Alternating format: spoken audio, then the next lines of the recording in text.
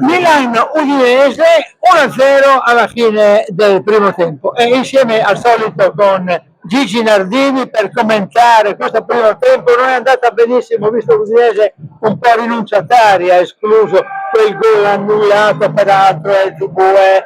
Cosa ne pensi? Io penso, salve, buonasera a tutti, penso che questa Udinese a me piace, è tosta e l'importante con questa non andremo in Serie B, perché la squadra è compatta, ha carattere, qua abbiamo un Milan che questa partita ce la mette tutta, però devo dire senza distinzione di nessuno, a questa Udinese a me personalmente piace, non mi crea paura. Possiamo fare un campionato tranquillo. A me piace anche il Biré, all'interno del quale luogo siamo, qui al confine tra via Caccia e piazzale Osoppo. Il Biré che è un luogo che ci ospita in questo momento e stiamo vedendo la partita qui, c'è un bellissimo schermo, anche qui si vede molto bene da tutte le posizioni, vero? È un ambiente meraviglioso che valorizza Udine, questa, una capienza, una birreria stupenda che tutti ci invidiano veramente da tanti anni e l'incontro dello sportivo veramente soddisfacente, veramente una cosa, complimenti ai gestori e a tutti, un ritrovo bianco-nero super. Allora Gigi, come si dice sempre, chi siamo noi che possiamo sottrarci dal fare un pronostico? Allora Gigi Nardini come tradizione fa il suo pronostico. Come va a finire questa gara? Dopo chi vede la trasmissione nostra Audience Live dopo lo sa, ma intanto vediamo se Gigi Nardini la indovina. Io spero tanto sul videogioco del secondo tempo in un pareggio. Se noi portiamo a casa un pareggio, per noi, guarda, friulani, siamo contenti e veramente e credo tutti con me. Un buon pareggio da portare a casa da San Siro sarebbe veramente una cosa bellissima per noi che ci crediamo in questa squadra qua. È una squadra di valore, l'allenatore ha impresso un coraggio e sono molto determinati, decisi. Ecco, salutiamo anche gli amici che in questo momento sono nel terzo anello di San Siro. Ciao a tutti quelli che ci stanno seguendo, arrivederci alla fine della partita. Mandi!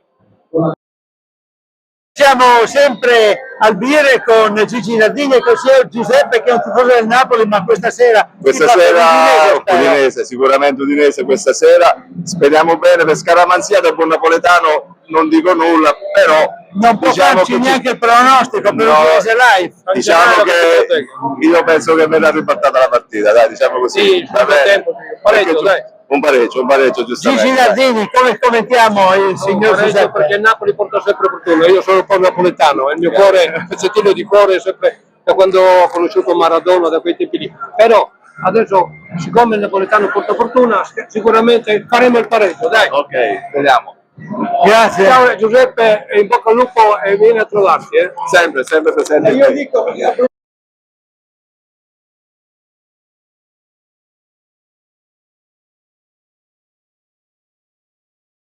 ma qui abbiamo Mauro, buonasera a tutti, speriamo che da San Siro di portare a casa un pareggio perché a noi questa Udinese è tosta e deve pareggiare, vero Mauro? Assolutamente sì, sono d'accordo con te.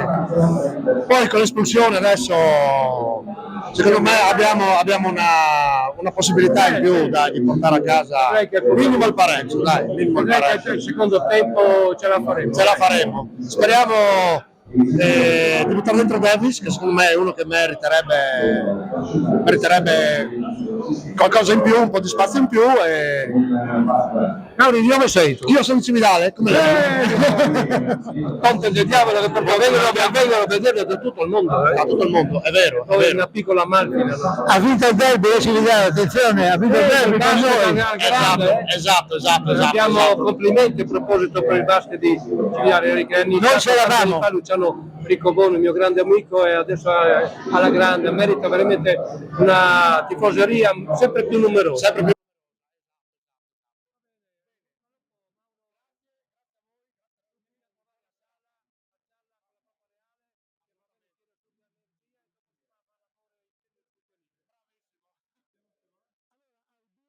Delusione per l'Udinese, sconfitta ingiustamente, diciamo noi, per 1-0, quasi sembra che le cose in campo siano andate in modo che hanno fatto pagare l'espulsione che avvantaggiava apertamente l'Udinese, poi invece è venuto fuori 2 gol annullati. Con il signor Pietro per commentare questa delusione.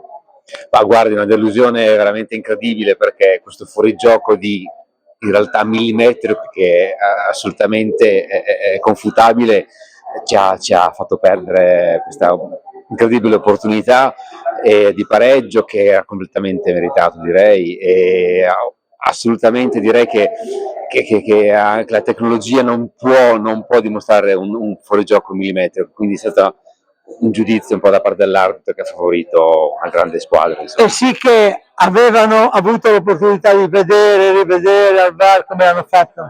Hanno deciso quello che volevano loro. Ecco, queste sono le occasioni in cui si dice i grandi poteri non stanno dalla parte nostra. Esattamente.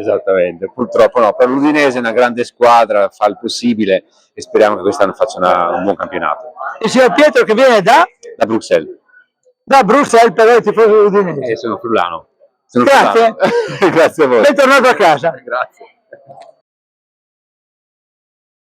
E sentiamo anche Christian. Allora, qui siamo alla via di mezzo tra la delusione e l'ingiustizia. Per quale delle due lei sta perorando? Delusione o ingiustizia? Sinceramente solo delusione, ma perché vedo l'Udinese già quest'anno che ha cambiato progetto, possiamo dire, ha cambiato direzione, comunque abbiamo un'idea di gioco, facciamo dei risultati giocando sul campo, e l'anno scorso era già molto più difficile vederlo comunque. E cosa posso dire? Comunque contro il Milan, nonostante queste ingiustizie, chiamiamole così, abbiamo fatto una bella partita, abbiamo ottenuto più palla il secondo tempo, però la direzione è questa. Comunque abbiamo cambiato marcia dall'anno scorso, abbiamo fatto bene, abbiamo fatto anche dei punti importanti contro squadre importanti, non dimentichiamoci che siamo stati comunque primi in classifica per un breve tempo, e quindi la rotta giusta è questa, secondo me. Grazie Cristian, ecco, mi pare che è stata un'analisi della partita molto obiettiva e molto tecnica, anche la ringraziamo, e forza Udinese sempre. Fabio, lei è d'accordo con l'analisi di Christian? Abbiamo concluso con Forza Udinese, d'accordo? Forza Udinese sempre, ovviamente. No, secondo me no. Lasciamo stare l'arbitraggio, che probabilmente è da rivedere vari episodi, è stato di Pavlovic su Lucca, sicuramente tante cose da rivedere, ok.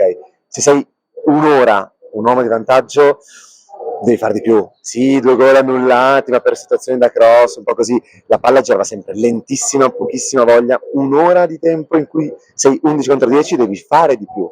Cioè, non ho visto un per nulla propositiva. Se sei all'80° sotto di un gol, sopra di un uomo, la palla deve muovere. Cioè, deve muoversi molto più velocemente, non c'era nessuno che veniva a prenderla, nessun contromovimento, pochissimi scambi, palle davvero lentissime. Sembravamo noi in vantaggio. Cioè, sembravamo che noi dovevamo controllare la partita, quando in realtà di provarla, di rischiarla di più, palesemente. Cioè, a Milano, se sei uno in più, provi a fare almeno il pareggio, almeno. Perdere, ci provi. Non puoi andare avanti così, secondo me. Poi, generalmente l'anno sta andando bene, perché siamo bene in classifica, però... Ecco, Fabio e Cristian, 2 letture differenti che si sono concluse, però in un unico modo, Forza Udinese. Sempre.